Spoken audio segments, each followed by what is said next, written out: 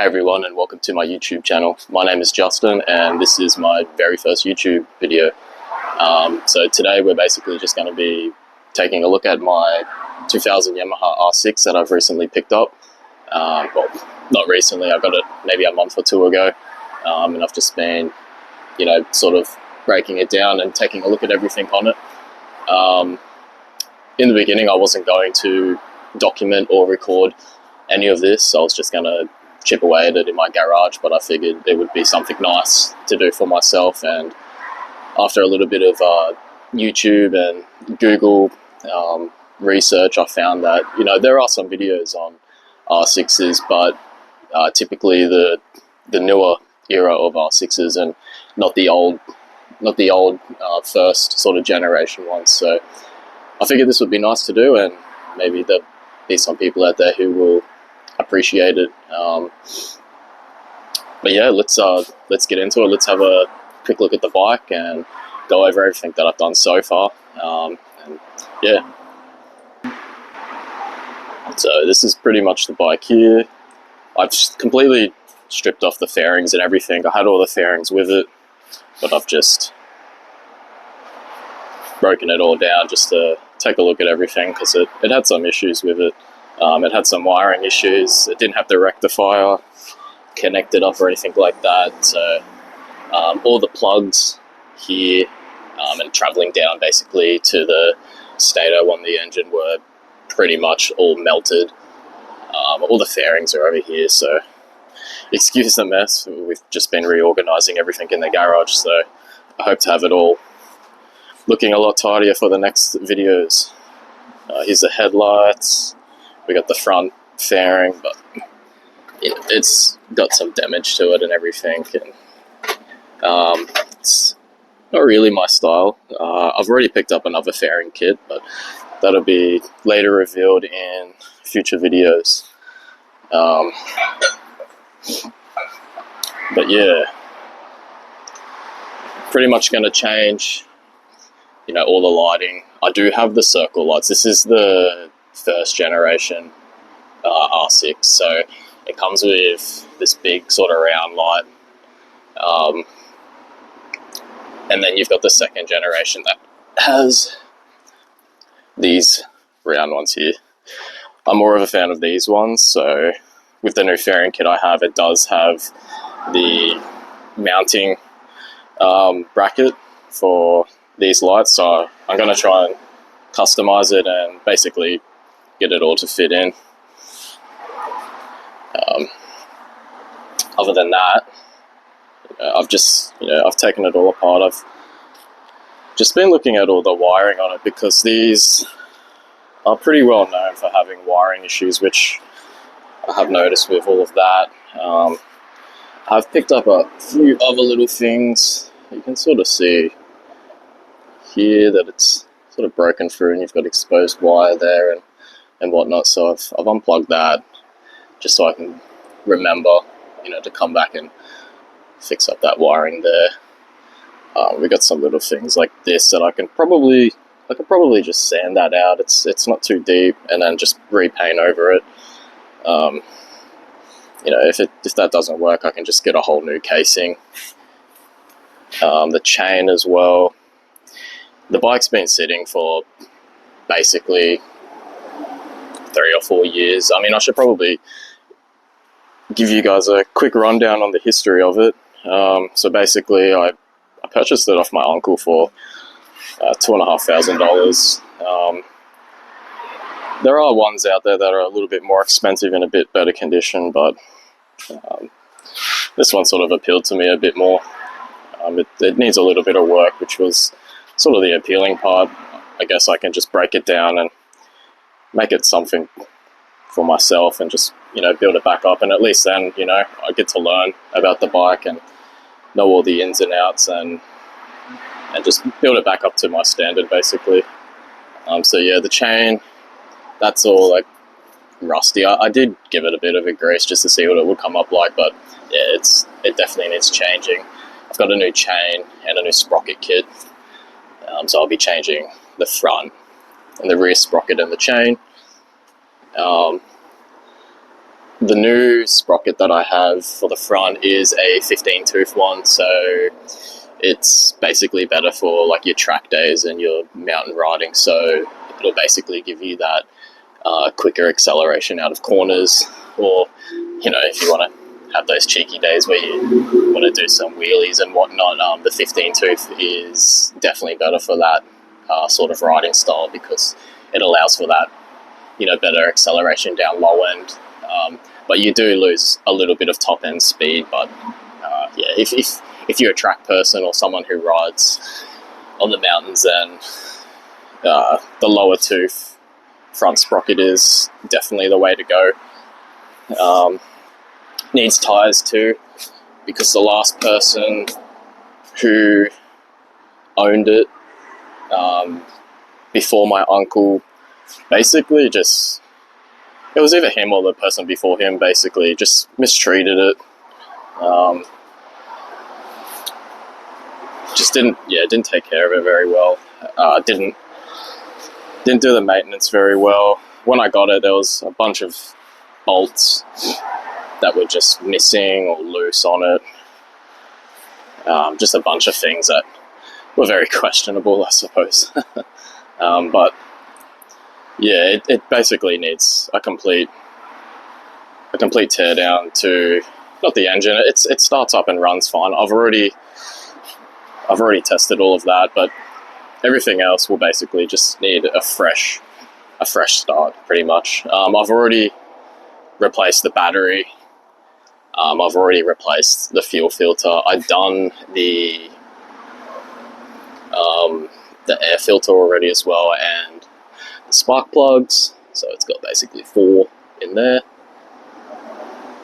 We've replaced all of them and just dumped out the oil, changed the oil, and changed the oil filter. So that's all done. That would have been a good video, but like I said in the beginning, I had pretty much no intentions of recording any of this. I was just going to chip away at it in my garage for myself and get it on the road and ride it around and enjoy it. But yeah, I figured it'd be good to make some videos on it and just get it out there for people to see, because it's sort of a very, it's not a very well known. Well, the R6 is very well known, but sort of this generation, I feel like it's a little bit lost, so or forgotten, I should say. So I think it would be nice just to get one of these out there on YouTube for people to see it getting fixed up, and yeah, I'm sure there's a lot of people out there who will appreciate it. But yeah, there's little things like this too. All that's going to get replaced. I'll get a new one of these. You can see it's leaking, so I'm going to have to get all of that out and see what's happening in there. When I was taking the fairing kit off this, here, the whole front stay, I don't know if you can see in there, but yeah, you can see where it bolts on there.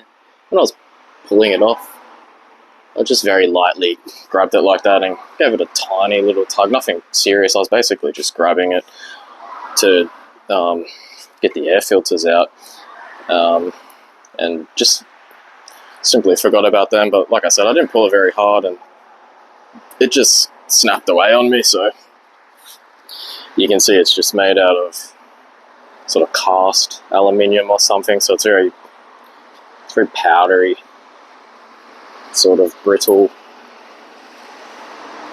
and it just, yeah, I mean, it's a 25-year-old bike, so it's going to give someday. I've already ordered a completely new front stay. I was thinking about perhaps maybe like JB welding that back together, but I figured I'll take a look and see what's out there, and I did find that they do make better aftermarket versions of this in heavy duty aluminium or billet aluminium, so it's not that sort of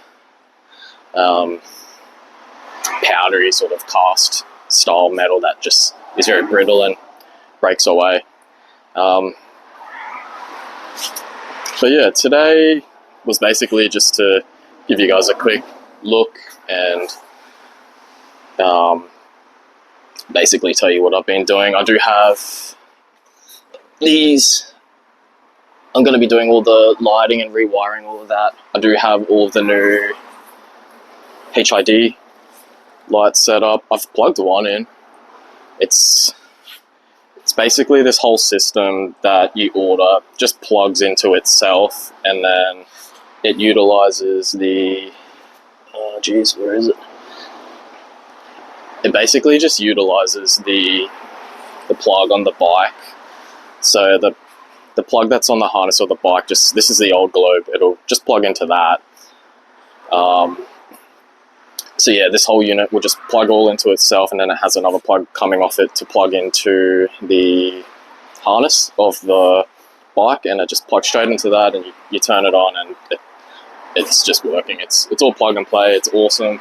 I've got a bunch of new LED side indicators for the rear and the front as well. Basically, the deal with that, when you go from your standard to your LEDs, you will get a sort of a hyper blink. So kind of like if one of your light bulbs went out on your car, that one side will just hyper blink. So the way around that is to pretty much wire in resistors. I have them somewhere here on this huge mess of a table that I need to sort out. But yeah, I got those resistors to weld in, but when I was ordering these HID lights, there was this little thing that I found on the website as well, and this is really cool because it will save you a heck load of time. Let me just get this out of this box. So yeah, this basically replaces the standard one in the bike. So you basically, check this over here. Where is it? So pretty much this one, I'm pretty sure it's this one. So this one here, you just unplug it from that white plug there, and you just simply plug this one in and mount it, and this acts as your resistor for the entire bike. So if you put on, you know, your rear and your front new LED indicator lights, that resistor, the slow down resistor, should slow all of them down. So it'll save you a crap ton of wiring in the resistors. So instead you just plug it in and forget about it. But yeah, I think that's pretty much everything I'm up to now. I am also today going to do the coolant flush on the bike, because when I got it, it just did not have a coolant reservoir bottle at all. So I've ordered one of them, and it's crazy because these bikes are discontinued and the parts are discontinued for them too. So I was looking on eBay and I found secondhand reservoirs, and they were just all yellow and basically old. So I called around here in Australia for one at the Yamaha stores, excuse me, and I found a brand new one, and it was literally the very last one in Australia. So I managed to score that. Let's see if I can, it's in this mountain of mess as well somewhere. Let me quickly pause the video and find it. Alright, perfect. So this is it here, just this little bottle. But yeah, the last one in Australia, and yeah, so I was quite lucky to pick that up. So that'll be getting installed today on this video. Completely flushing the whatever's left in it. It'll be interesting to see what's actually in it, if there's some leftover coolant or just nothing at all. But I'm sure flushing it out, it's going to be quite dirty coming out because it's been sitting for a long time. So yeah, that'll be interesting to get into that. While we're here too, this is just the old fairing kit here. As you can see, it's just got cracks. It's an interesting kit. I haven't seen another one like it. I didn't find another one like it online either. I am going to keep it and fix it. I can either sort of leave it with the decoration that it has on it now, or I can sand it all back and take it in and get it painted and sort of make up a custom fairing kit and just have it sitting spare or something like that. These are the where was it? I did just have it here. Now it's mentioned. Oh, here. Yeah, so new LED side indicators. But yeah, let's figure out where I'm going to do this flush. I can either do it right here, or I can move my toolbox. So yeah, this is pretty much the toolbox I'm going to be using for the whole restoration.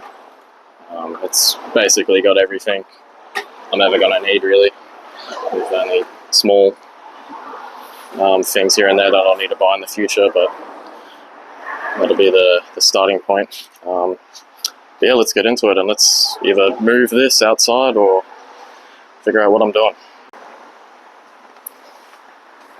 Alright, so the plan of attack here is to get the bike out here, because I'm going to be using the hose and it is going to get a little bit wet, so I don't want that in the garage. I was going to do it originally in the garage because it's close to the exit, but I figured I'll get it out here.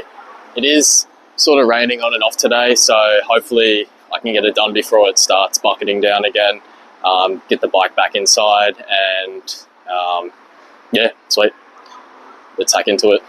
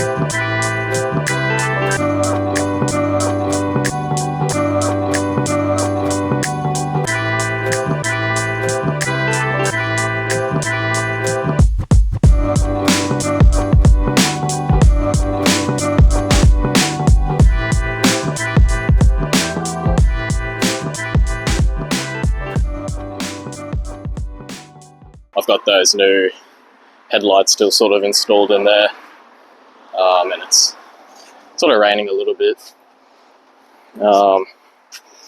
Yeah, I'll set this camera up a bit better so we can dig into it.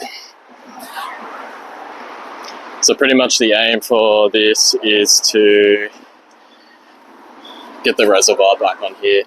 I'm going to need to take it off again anyway to do the sprocket, but I figured I'll just do all this now with the coolant, because I haven't had coolant in it yet, so I just want to make sure there's no coolant leaks and, you know, everything's working properly on it, making sure we're getting all the correct flow, making sure the water pump's working. There's just no leaks or anything throughout the system. So basically the attack for this is to, if you guys have never done this before, the way to flush out these systems is just to release the bolt here. It's basically just like a plug. You just take that out, and just keep in mind there is a little washer here, so you want to make sure you retain that washer and don't lose it, otherwise you'll need to go get a new one, or make up a new one from something. They're usually like copper or some other sort of material, but yeah, you take that off. Water or coolant won't come out straight away. It sort of creates like a suction in the system, so you do need to release your cap up here. Once you release that,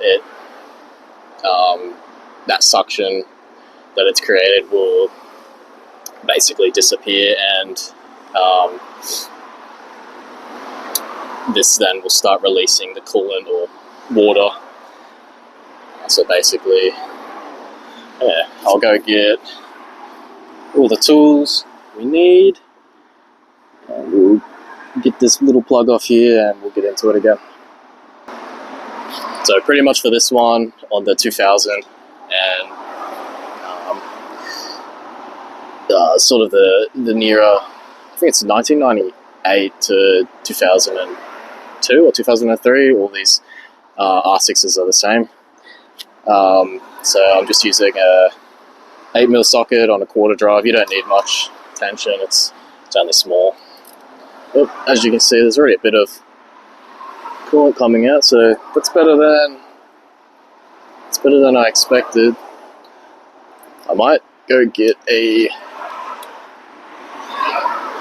drain pan for this so that I'm not hosing everything off. As I went to go get the draining pan for it, the rain has just absolutely kicked in, so I'm getting a little bit wet, as you can see. Oh well, I suppose it's a free dust off. I'll have to dry it all off when I get it back in, but we'll wait out the rain and we'll get back into it again. Alright, so the rain's died off a bit, so let's get it back out there before it kicks back in. We got our drain pan. I mean, I probably didn't need it, but it's just so I'm not hosing it all off the driveway.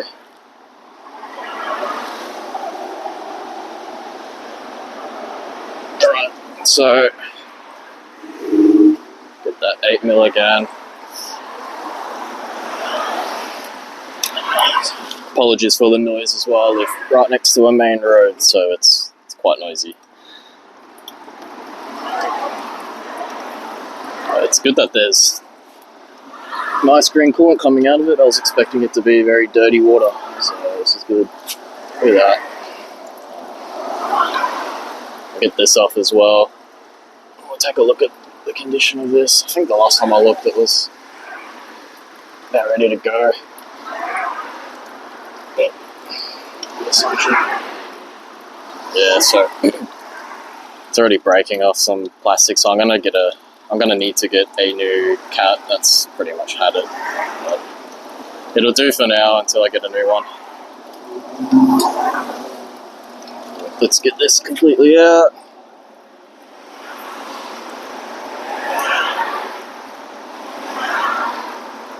Cool.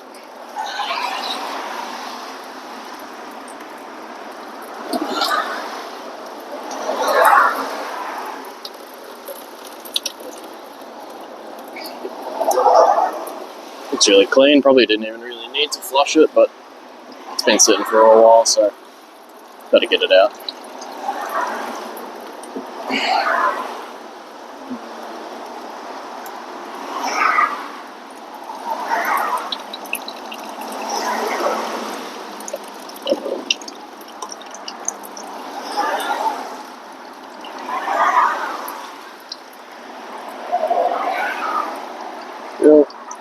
Go chuck everything important back up on the shelf. I've just chucked the camera back inside because it is raining again, but I'm going to get out there and get it done anyway. So pretty much what I'm going to do is, I got the hose. I've still got the plug off. I'm just going to basically hose through the top of the radiator. And you'll see all of the green coolant still coming out of that plug as I'm adding water to it. That'll basically just clear out all of the coolant. Once that turns into just solid water, I'm going to put the plug back in, fill it up, start the bike up, let it run through, let it pressurize, and basically push through the remainder of that coolant. And then once that's all done, I'll let it cool down for a little bit and take the plug off, let all of that that water that's gone through its cycle come back out, and hopefully it comes back out clear. I may have to do that 2 or 3 times just to get it all running out clear. Once it's completely clear, you just basically reassemble it or mix up your new coolant and chuck it back in. So yeah, let's get into it.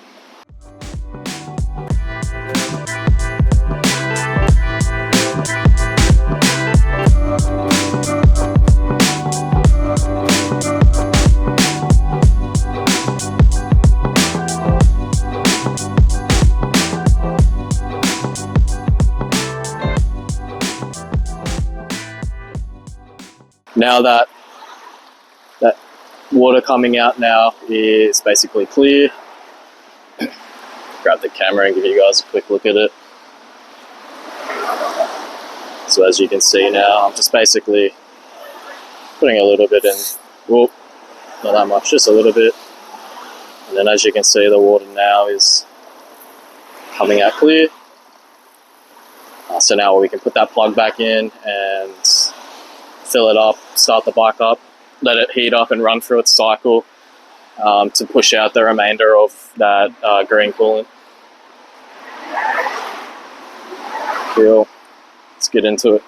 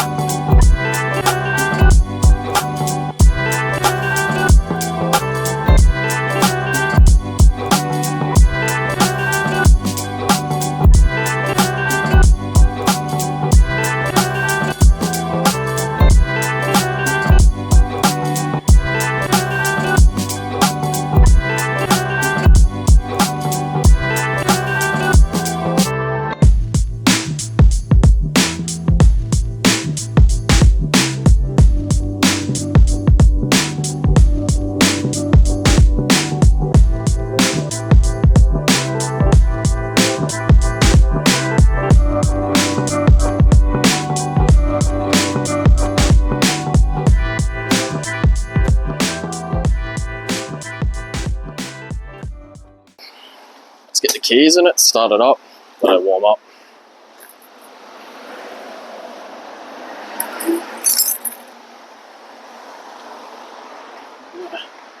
Might give you guys a better view of it while it's starting, since the rain has taken off again. It's very annoying today with the rain, but I was very excited to get this video up and going, so let's get into it. Cool. So we'll get it started up. We'll let it hit operating temperature, so everything's circulating and opening up. This is still got a choke on it too, so basically you have to chuck the choke on and it'll rev at a higher rate for a little bit until it hits operating temperature, and then you switch the choke off and then the sound dies down a bit.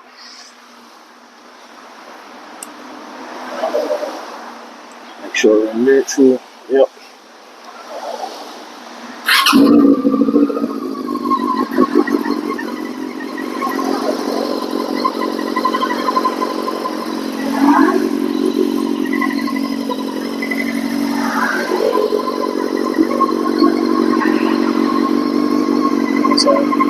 Pretty much we just wait for that to hit its operating temperature. I believe it's around, geez, I think it gets up to about 45-ish, and then you can flick the choke off on it.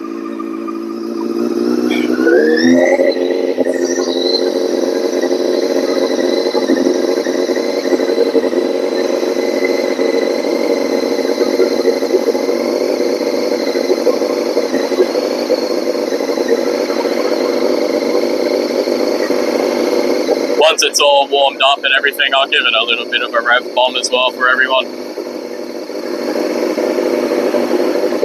Yeah, we'll wait for it to warm up, and then once it's warmed up, I'll resume the video. Right, so bike's basically at operating temperature. We've got it at 68 going on 70 soon. So it's getting pretty warm. You usually want to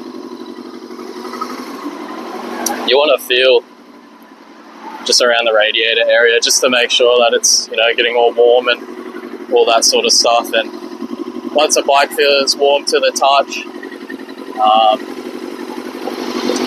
should be good enough to start draining out the remainder of the coolant again. But yeah, I'll give it a bit of a rev for everyone so you can hear what the old schools sound like. Hopefully it picks it up well.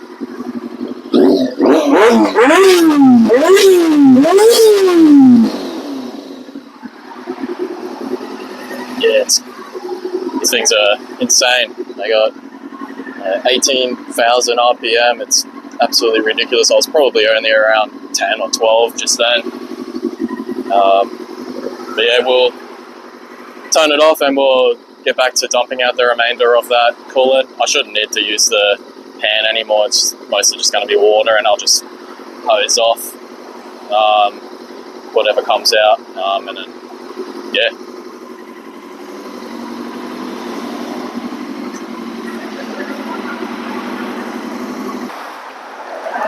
Just be super careful when you're, reopening everything.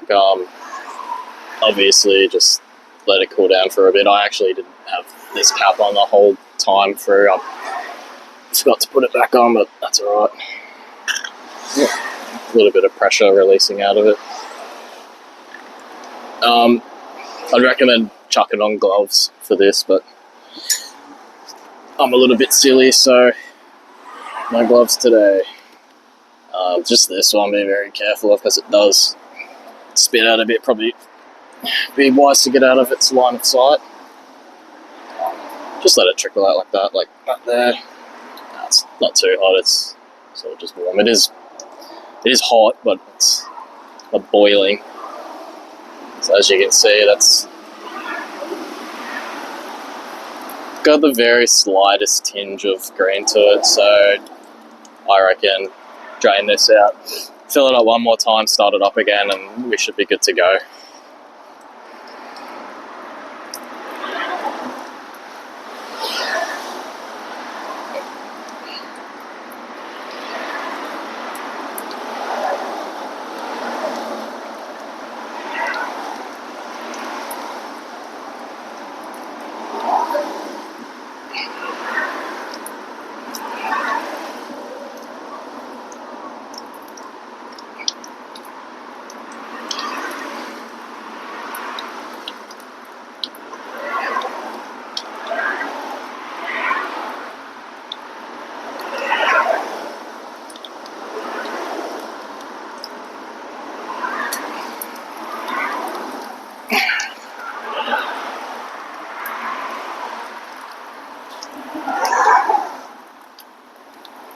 Well, it's not too green, just the tiniest bit.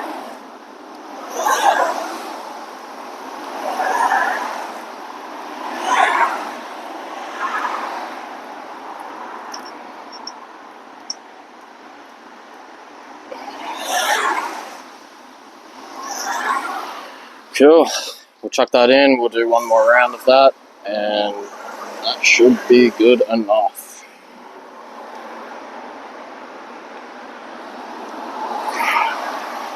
Is that a little bit of a nip up? Cool, fill it back up, drain it back out, and yeah, should be good. Alright, so the second flush is done. I've already turned it off. I've taken off the radiator cap. I'll just take this off again. I'm sure it'll still have a little bit of a green tinge to it maybe, but as long as it's relatively clean, we should be good to put the new stuff into it. That looks pretty clean. It's a lot hotter this time. But yeah, that looks like it's going to be good. I didn't see any dirt or contaminants come out of it. It looked like it was pretty clean, and must have just had like a recent flush before it got piped up for the time that it was sitting. Yeah, let's try and get this off without burning my fingers off. Like I said, it's better to use gloves, but yeah. Ooh.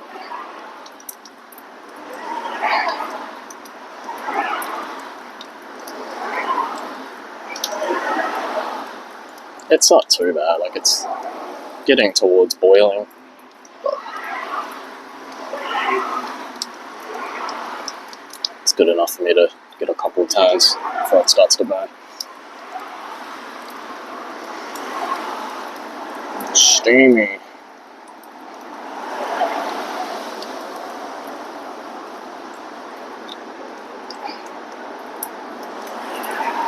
Cool.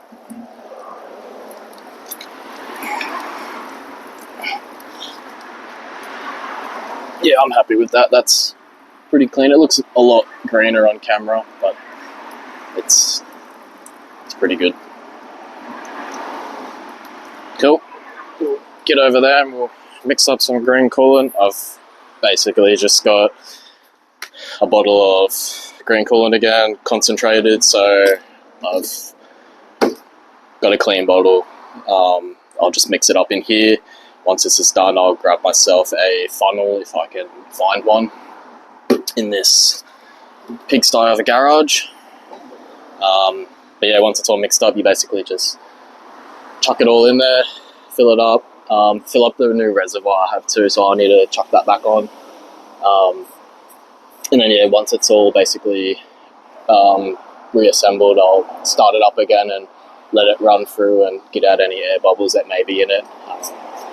But yeah, we'll get into that. I'll mix this up and should be good to go. Alright, so I managed to find a funnel. It was quite dirty, so I cleaned it out.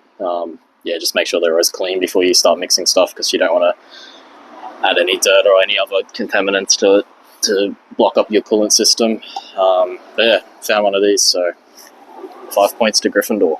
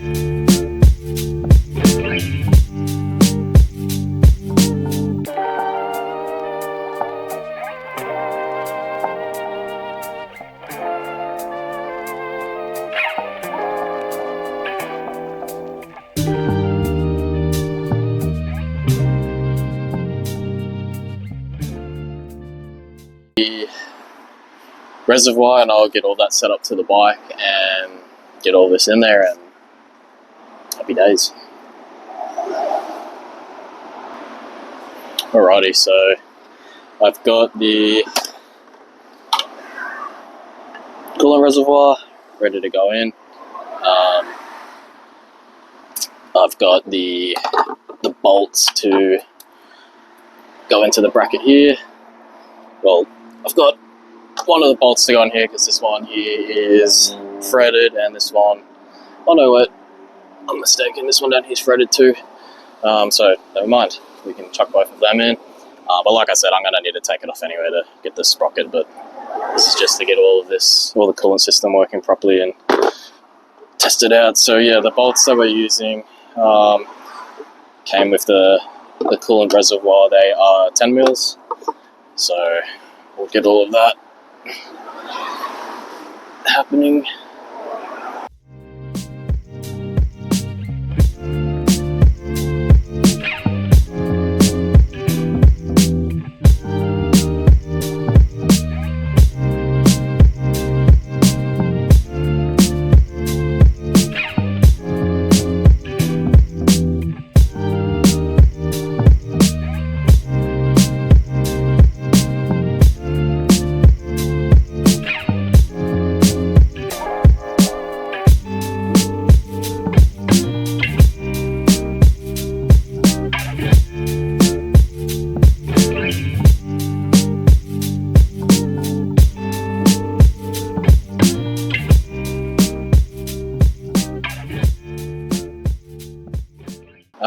We'll make our way over to the radiator side. We'll get all of that. As I feel up to it, might be a little bit more of a hassle for this one. Try to set the camera down somewhere so we can get a sort of a view.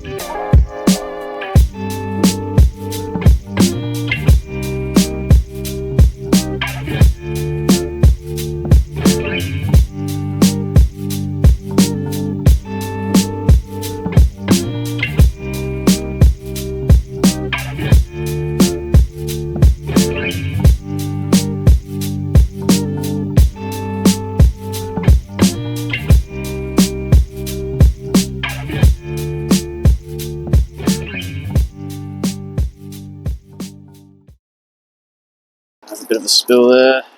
That was just the leftover that was in the funnel. Cool, that seems to be full. So we'll start her up again and let it take it all in. Might leave the cap off just so I can see if there's any bubbles in the system.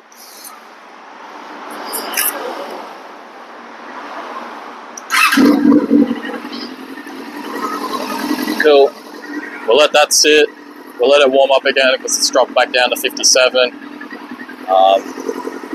Yeah, once that's all warmed up and all bled, should be all good.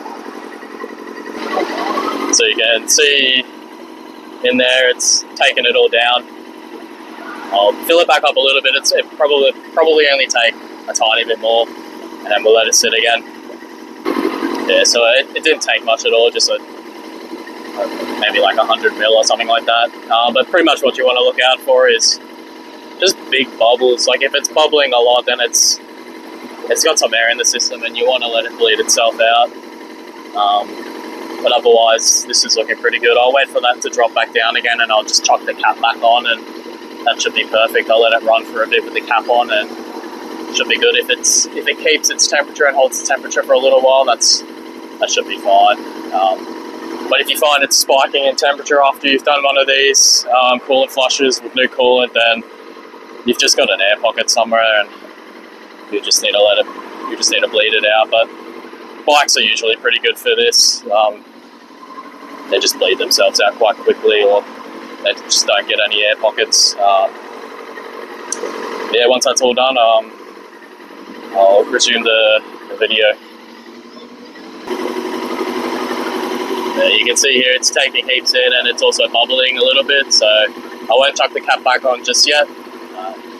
Yeah, you can see those bubbles. Just let those trickle out a bit until it dies down, and then yeah, chuck the cap back on.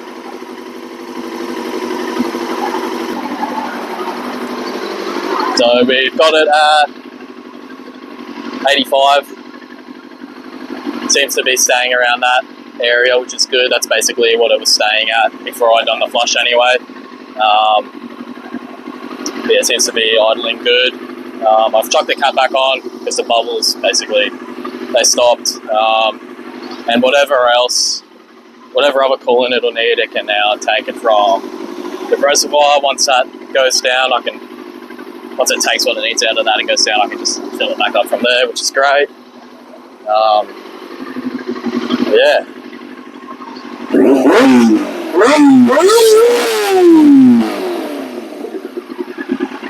Very nice.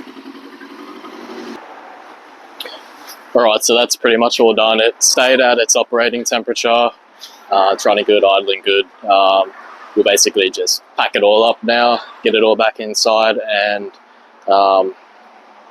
basically conclude the video there, clean everything up, and have it all ready for the next video.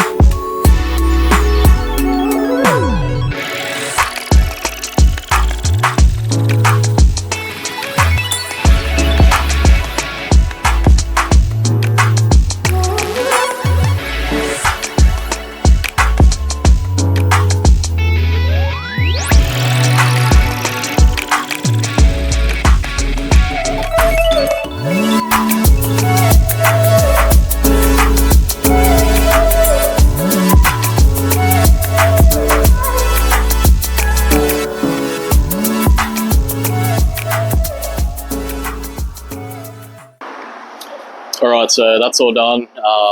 Apologies for such a long video. I was only planning on having it go for about 20 to 25 minutes or something like that. But I guess there was a lot to cover in the first video. I just wanted to make sure everyone watching is basically, you know, up to date and knows the story of the bike, knows what's going on, rather than me just sort of jumping straight into it. Because I do want to sort of make this a sort of like episodes, like part 1, part 2, sort of throughout the build, instead of just doing it all in one video.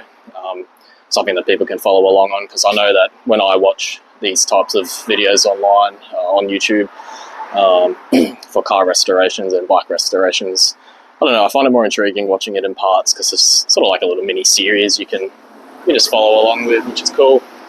But yeah, next video I definitely want to get it back on the paddock stands.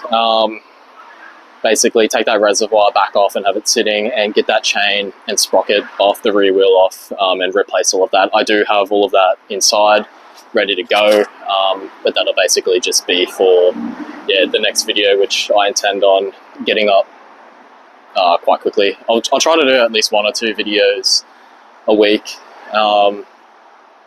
in like a part sequence. But yeah, if you guys have any questions or any sort of way I can basically improve on my videos, just leave a comment. I'm happy to reply to anything, any questions, any advice. As I said, this is my first video, so I'm very new to this. I'm learning as I go, basically, trying to make them as best and as entertaining as I can. But yeah, any advice would be great. That'll go a long way. I can use that to improve my next videos, basically. But yeah, if you're enjoying it so far, definitely like it, definitely subscribe. I'd like to sort of build a nice community where everyone can come here and watch. Once this is done, I do plan on doing maybe another bike in the future as a sort of the same sort of a series as a restoration. Not too sure what that'll be, but we'll stick with this bad boy for now. We'll get this done. But yeah, like, comment, subscribe. See you guys all next time. Thanks for tuning in. Ciao.